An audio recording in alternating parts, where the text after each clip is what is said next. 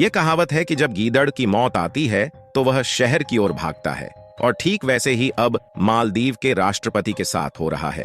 क्योंकि एक तरफ जहां चीन के द्वारा मालदीव भेजे जा रहे जासूसी जहाज को इंडोनेशियाई कोस्ट गार्ड द्वारा रोक लिया जाता है, वहीं दूसरी तरफ मालदीव के पार्लियामेंट यानी कि संसद में इस तरह के लात घूंसे चल रहे हैं जैसे कि इन मंत्रियों के बीच कबड्डी खेली जा रही हो। अगर आप इस वीडियो फुटेज को देखेंगे तो आपको यकीन हो जाएगा कि किस तरह से मालदीव के मंत्री आपस में भिड़ रहे हैं और लात मुंह के चलाकर लड़ाई कर रहे हैं। लेकिन अब आप लोग सोच रहे होंगे कि ऐसा क्या हुआ जो मालदीव के मंत्री आपस में ही लात घुसे चला रहे हैं। पूरी अपडेट क्या है इस वीडियो में समझते हैं, लेकिन आगे बढ़ने से पहले इस वीडियो को एक लाइक करके चैनल को भी सब्सक्राइब कर लीजिएगा, जिससे हमारे चैनल की नई वीडियो सबसे पहले आपको मिल सके।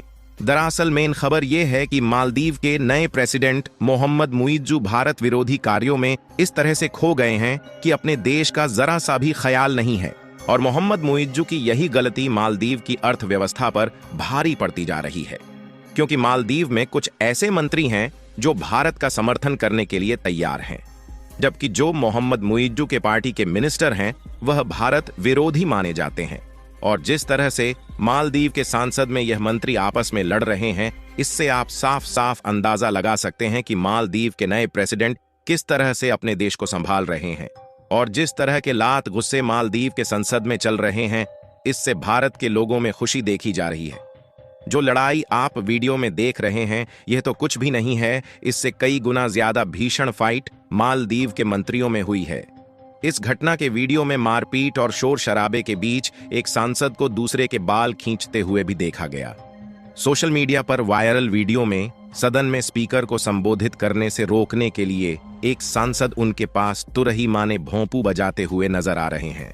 वहीं कुछ सदस्यों को वेल के अंदर घुसकर एक दूसरे को पोडियम से नीचे खींचते हुए भी देखा गया। कुल मिलाकर मालदीव की संसद का नजारा किसी कुश्ती के अखाड़े से कम नहीं था, जिसमें लात और हाथ पकड़कर घसीटा घसीटी भी देखी जा रही है। यानी कि देखा जाए तो मालदीव में मोहम्मद मुइज्जू जैसे राष्ट्रपति अपने देश को पूरी तरह से खत्म करने पर तुले हुए हैं। लेकिन अब आप लोग सोच रहे होंगे कि ऐसा क्या हुआ कि मालदीव के पार्लियामेंट में ही सभी मंत्री आपस में झगड़ते हुए देखे जा रहे हैं। तो देखिए, मुद्दा यह है कि कल मालदीव की संसद में एक प्रस्ताव को लेकर वोटिंग होनी थी। प्रस्ताव यह था कि मालदीव के राष्ट्रपति बने हैं मोहम्मद मुइज्जू, और उन्हें राष्ट्रपति बने 3-4 महीने हो चुके हैं, लेकिन अभी तक उनकी जो कैबिनेट है वह नहीं बनी थी।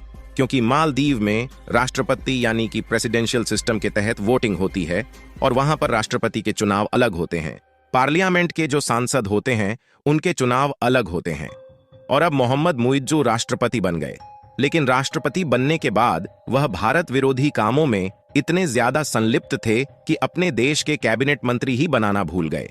आज तक वहां पर मंत्री ही नहीं बना, और इसीलिए जब मालदीव के लोगों ने सवाल उठाने शुरू किए कि हमने तुम्हें राष्ट्रपति इसलिए बनाया है कि तुम हमारा डेवलपमेंट कर सको और हमारे यहाँ पर जो सुविधाएं हैं उन्हें इम्प्रूव कर सको, लेकिन तुम तो ये कुछ कर ही नहीं रहे, क्योंकि आज तुमने किसी विभाग का कोई मंत्री अभी तक नहीं बनाया। तुम तो भारत विरोधी काम में इतने संलिप्त हो कि सब कुछ भूल बैठे हो। और क्या तुम राष्ट्रपति सिर्फ और सिर्फ इसलिए बने हो कि भारत का विरोध कर सको? और इसीलिए कल मालदीव के राष्ट्रपति मोहम्मद मुइज्जू को इसकी याद आई, और उन्हें पता लगा कि लोगों में गुस्सा है, तो इसे शांत करने के लिए उन्होंने अपना कैबिनेट बनाया, और उसके बाद उसका प्रस्ताव संसद को भेजा। क्योंकि संसद में इस प्रस्ताव पर वोटिंग होनी थी कि मोहम्मद मुइज्जू ने जो अपनी कैबिनेट बनाई है इसे अप्रूवल दी जाए या फिर नहीं। और यहीं पर मोहम्मद मुइज्जू फंस गए। दरअसल मालदीव में राष्ट्रपति भले ही मुइज्जू हो, लेकिन जो मालदीव की संसद है वहां पर बहुमत विपक्ष पार्टी के पास है। मान लीजिए यही कैबिनेट का प्रस्ताव अब से कुछ महीने पहले जब मोहम्मद मुइज्जू राष्ट्रपति बने थे तब संसद में आता तो आसानी से पास हो जाता। क्योंकि जब नया राष्ट्रपति चुना जाता है तो जनता उसके साथ होती है, विपक्षी पार्टियां भी उससे टकराने की कोशिश नहीं करती। लेकिन अब कई महीने बीत चुके हैं और कई ऐसे मुद्दे उठे हैं जो मालदीव के प्रेसिडेंट मोहम्मद मुइज्जू के खिलाफ, जिससे मालदीव के लोगों में उनके खिलाफ गुस्सा है। ऐसे में विपक्षी पार्टियों को लगा कि यह हमारे लिए एक बड़ा मूवमेंट है, जनता हमारे साथ धीरे धीरे आ रही है। क्यों ना यहां पर मोहम्मद मुइज्जू को फंसा लिया जाए, और इसीलिए कल विपक्षी पार्टी ने तय किया कि वह इस कैबिनेट को अप्रूव नहीं होने देंगे। मतलब इसे स्वीकृति नहीं करेंगे, बल्कि इसके खिलाफ बहुमत में वोट देंगे, जिससे कि एक कैबिनेट गिर जाए।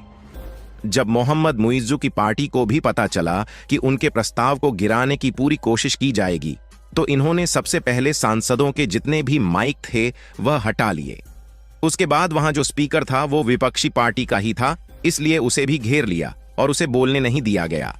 उसके बाद दोनों पार्टियों में झगड़े स्टार्ट हो गए, धक्का मुक्की, और फिर बाद में मारपीट और बालों को उखाड़ने तक बात पहुंच गई। इतना ही नहीं, इस मारपीट के दम पर ही मोहम्मद ने तानाशाही रवैया दिखाया और अपनी पार्टी के कुछ जो मेन लीडर थे उन्हें कैबिनेट में अप्रूवल दिलवा दी। हालांकि बाकी कुछ कैबिनेट अभी भी अटके हुए हैं, क्योंकि अप्रूवल उन्हें मिलने में मुश्किल हो रही है।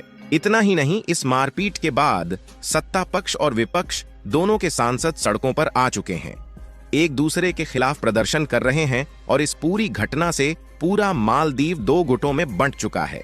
एक जो मोहम्मद मुइज्जू के साथ है, दूसरा जो विपक्षी पार्टियों के साथ है। इतना ही नहीं, इस पूरे मामले से चीन ने जो पिछले कई महीने से लंबे लंबे प्लान बनाकर बैठा था कि मालदीव में अपना मिलिट्री बेस बनाएंगे और भारतीय सेना को उखाड़ फेंकेंगे, और भारत के जितने भी डेवलपमेंट के प्रोजेक्ट चले हैं मालदीव में उन्हें बंद करवाकर उन्हें भारत से छीन लिया जाएगा और वहां पर कर्जा देकर उनकी जमीन कब्जा लेंगे। लेकिन अब चीन के द्वारा बनाए गए ये सभी प्लान फेल होते हुए नजर आ रहे हैं, क्योंकि मालदीव अब दो पक्ष में बंट चुका है, क्योंकि बिना कैबिनेट अप्रूवल के यह हो ही नहीं सकता। और दूसरी बात, पिछले कुछ महीनों में जो घटनाएं हुई हैं उससे मालदीव के राष्ट्रपति की इमेज पूरी तरह से खराब हो चुकी है।